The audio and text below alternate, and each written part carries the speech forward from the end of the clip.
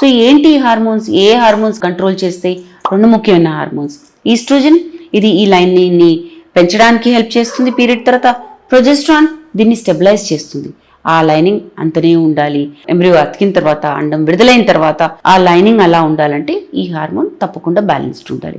ఈ ఇంబ్యాలెన్స్ అయిందనుకోండి రెండిట్లో, ఉదాహరణకి లో ఈస్ట్రోజన్ అయినప్పుడు బ్లడ్ ఫ్లో, రక్త ప్రవాహం బాగుండదు, ఇన్ఫెక్షన్ అయ్యే ఛాన్సెస్ ఎక్కువ ఉంటే, లైనింగ్ డెవలప్ అవ్వదు, ఫంక్షన్ సరిగా ఉండదు. సో థిన్ లైనింగ్ లేదా పువర్ లైనింగ్, బాలేని లైనింగ్కి కారణాలు ఏంటి? ఈస్ట్రోజన్ లెవెల్స్ తక్కువ ఉండడము, ఓవేరియన్ ఫంక్షన్ బాగుండకపోవడము, యూట్రైన్ సర్జరీస్ అయినాయి ముందు, లేదా డిఎన్సి అయింది, దానివల్ల ఒక స్కారింగ్, దెబ్బ తగిలినట్టు అయింది అనుకోండి, దాన్ని ఆషర్మాన్ సిండ్రోమ్ అంటాము దానివల్ల, లేదా క్రానిక్ ఎండోమెట్రైటిస్ ఇన్ఫెక్షన్ వల్ల, గర్భసంచికి రక్త ప్రవాహం బాగాలేకపోవడము, స్మోకింగ్ లేదా స్ట్రెస్ లెవెల్స్ ఎక్కువ ఉండడము, ఇవన్నీ కారణాలు కావచ్చు. కాకపోతే ఎందుకు అవుతుంది ఇది అనేది కనుక్కోవడం చాలా ఇంపార్టెంట్.